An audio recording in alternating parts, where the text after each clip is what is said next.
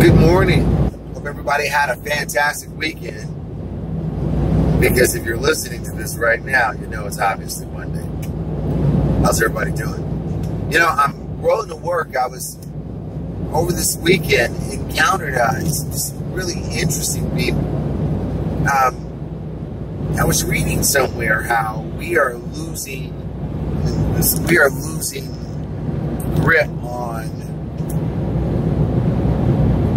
a grip on actually talking to people.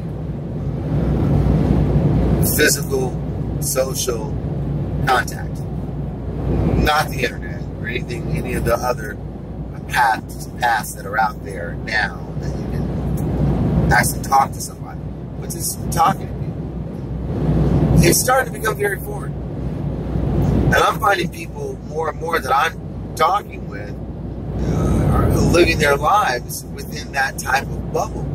That a lion's share of the people that they come into contact with are online. It's interesting.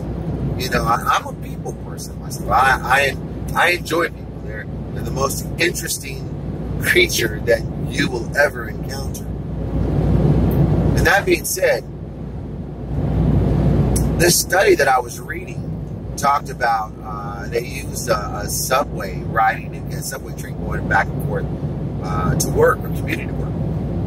How people felt that they were not, people didn't want to be engaged in this ride. And when they would ask people to select a particular box to check, you know, do you want to be engaged? Do you want to sit alone? Do you want, or you know, do you want to do something else? People, a lot of people, 50% of the people chose not to be engaged. But when they actually put that to the test, and put people on there, they found more than 99% of the people on there enjoyed the contact, enjoyed the ride. I've always felt that way. I mean, I used an elevator as a test, and I didn't do it as a study. I just like to fuck with people. I like to get in an elevator and say something that a quip or something, that, you know, and something that's funny, and see who actually smiles. I'll turn around and look at a group of people, and it might be 8 or 9 in there. Out of the 8 or 9 people, 7 would smile. 7 of them, 8 of them would welcome that interaction. But usually there's one in the crowd that is so focused or with such an attempt not to engage, you can see them. That person would be that person that's, you know, they're not an asshole. They're just not ready to engage. They've not had the experience nor the contact to teach them to be social, to be open to new experiences with people. I was lucky growing up. I had this personality, this outgoing type of gregarious personality. It just always had me out and about, and I never had a fear of people. I love them. So it made me I'm very comfortable with initiating a conversation with a complete stranger. That's just me. This is something that's not innate. If you go back in time, which you can't go back that far, but when we started as people, remember, we gathered together in more of a, not in a social setting, but in a setting of survival. And we huddled together wherever we could because it was dark, and animals, and all kind of crazy shit. Fast forward to today, we don't get together like that. Our gatherings are truly social. They're not to survive the elements. So what happens is this, what we thought to be a good social thing, this having to survive together would keep us together. That's not the case. We don't stay together. We don't continue to talk to each other. We tend to just spread out. And our communications become less and less. Sometimes even strained, even make them just not something that you want to do. But long story short, I recommend often to people when I'm talking with them about the contact with others, how important that is. Now, don't dismiss that. I mean, even if you will see a bunch of people on their devices, or be somewhere where you got 10 or 12, 15 people standing here not saying a word to each other, you know, don't be that way. Engage people. I kid you not. You will be richer for that engagement, and you will, and make them richer also.